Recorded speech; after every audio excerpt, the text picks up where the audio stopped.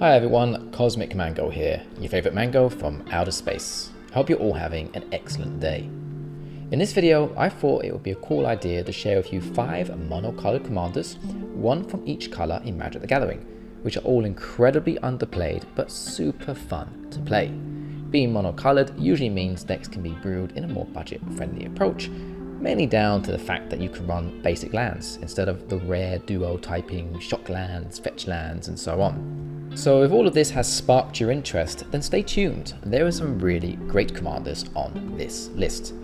Before we do get into the list though, please don't forget to like, subscribe and hit that notification bell for more awesome commander videos. So without further ado, sit back, relax and enjoy the show. Let's dive into these commanders. Number 1. Isamaru, Hound of Konda, a legendary creature dog that costs 1 white mana to cast. He has 2 power and 2 toughness and has no abilities or card text at all. Totally vanilla. So at a first glance you may be thinking this commander looks pretty awful. No abilities, no interesting mechanics, nothing. However, there is one incredible way that you can build this commander, which is both fun and powerful. And that's going to be the Voltron route. Isamaru surprisingly makes an excellent Voltron commander. Being just 1 white mana means he is going to be out consistently on turn 1, and he starts off with 2 power and toughness, which isn't too bad at all. Gives him that little edge. Start throwing on auras and equipments and you'll see how rapidly this little doggo can grow. Before long, you've got a huge Voltron Hound, ready to eat chunks of life from opponents with ease. 2 great cards I recommend to pair with this commander are SRAM Senior Adista, an excellent creature to pair with any Voltron deck. You will draw so many cards over the game with SRAM by your side.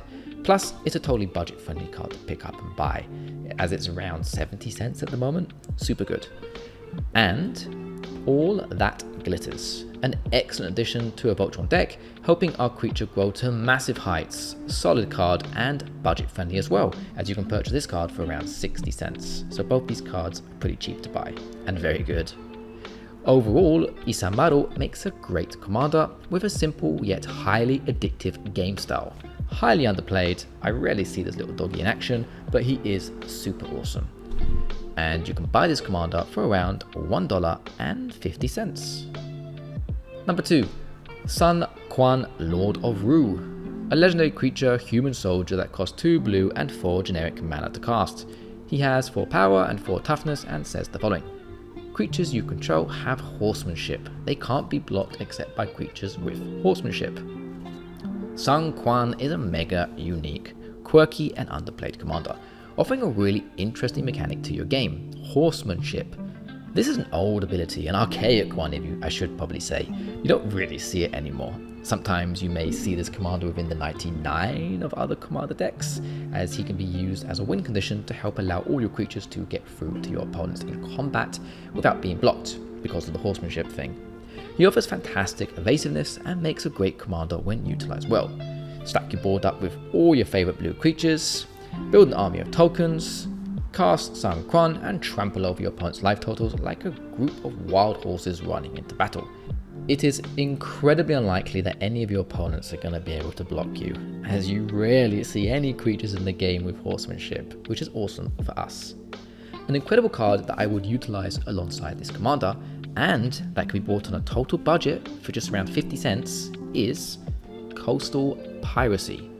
Combine this card with Sun Quan and you'll be drawing so many cards to keep you fueled for the duration of the game. Card draw is a very powerful mechanic. Combine the 2 together, damage and card draw, and things can get nuts wildly fast. Overall, this is one very underplayed commander that can be both fun and pack quite a punch within the format. If you are thinking about building him, that's awesome. If you don't like the idea of building a commander of him, then I highly recommend picking him up anyway, because he can be thrown into so many decks that have blue in. He can be used as an amazing win condition. It's a superb card overall. And you can buy this commander for around $6.50. Number 3. Fain the Broker, a legendary creature human warlock that costs 1 black and 2 generic mana to cast. He has 3 power and 3 toughness and says the following. Tap, sacrifice a creature, put 2 +1/+1 counters on target creature. Tap, Remove a counter from a creature you control, create a treasure token. Tap, sacrifice an artifact, create 2/1 white and black inkling creature token with flying. For 3 generic mana and 1 black mana, and tap Fain the Broker. So, could this be your next mono black commander? If so, it's a good choice. Fain has a lot of cool stuff going on with him. He has a lot of great card text that's stuck onto him and only costs 3 total mana to cast. His free tap abilities are highly interesting and allow the person brewing the deck to explore so many different avenues, offering a wide range of strategies from counters to treasure tokens all the way to token generation. Solid options for sure. What is so cool about this commander though is how each tap ability intertwines with one before it. His whole kit synergizes so well and offers a complete fluid experience. 2 great cards I would run with this commander are Academy Manufactor, which is a superb artifact creature, which is going to help us massively in creating extra treasure tokens within the game with Fain, which is very, very good. And Marionette Apprentice, which is a super cool creature, which is going to synergize so darn well with the commander Fain, offering some great opponent life drain, which is always nice, yeah? Always nice. Overall, Fain makes a highly interesting commander to brew with. He is rarely seen and can be a fantastic commander for beginners to the format who are wanting to learn faster about mechanics and triggers within the Magic the Gathering game, since his kit is simple yet could be tuned into a way more advanced category of play. This is one fun and very underplayed commander for sure, and you can buy this commander for around 50 cents. Number 4. Grenzo Havoc Razor. A legendary creature, Goblin Rogue, that costs 2 red mana to cast. He has 2 power and 2 toughness and says the following. Whenever a creature you control deals combat damage to a player, choose 1 gold target creature that player controls, or exile the top card of that player's library. Until end of turn, you may cast that card and you may spend mana as though it were mana of any color to cast that spell. Okay, so I'm a big fan of Grenzo Havoc Razor and find it to be a lot of fun to play with. Grenzo decks usually are very aggressive and start swinging from the get-go. Grenzo has a very unique kit, allowing you to either gold creatures or exile cards from your opponent's decks and cast them, offering 2 very fun mechanics to build around. You can focus on just one of them, or mix them both up together and the deck will run very well. His playstyle is fast and aggressive, offering card advantage, which is pretty unique in mono red decks. You rarely see it, to be honest.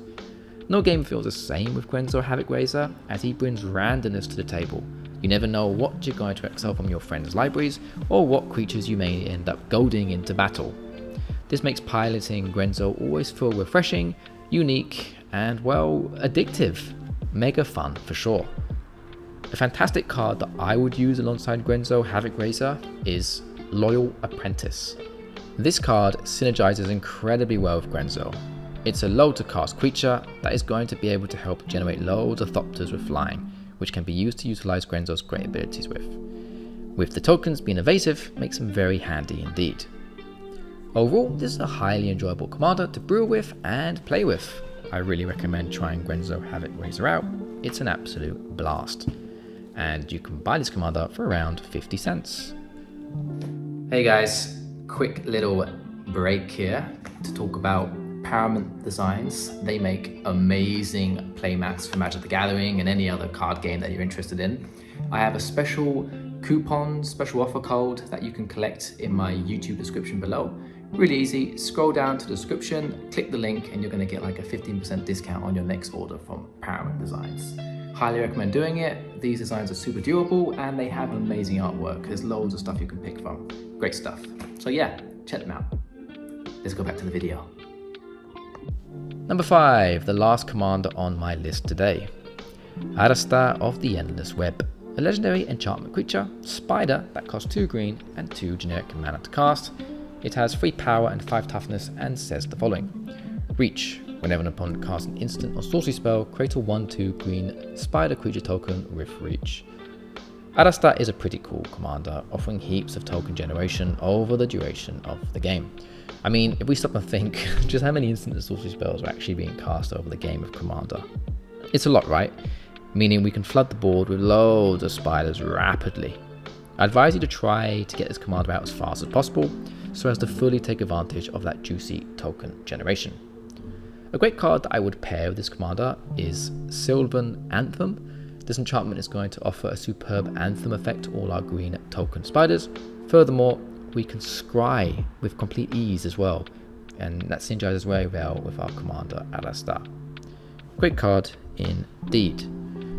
Overall, if you're into token generating decks and spiders, then this commander could be the one for you. And you can buy this commander for around 50 cents, making it a very budget card to pick up, which is very nice. Okay, we've arrived to the end of the video. What did you think of the commanders I've listed? Do you have any recommendations on some underplayed monocolored commanders that are fun to play? If so, let me know in the comment section below. I love reading your comments and always try my best to answer them all. I hope you enjoyed this video. If you did, check out the 2 other videos that should have popped up on the screen. Please could drop a like, comment and subscribe to the channel, and don't forget to hit that notification bell to keep updated for more of my future commander content. Thanks for watching everyone, and as always, take care and goodbye.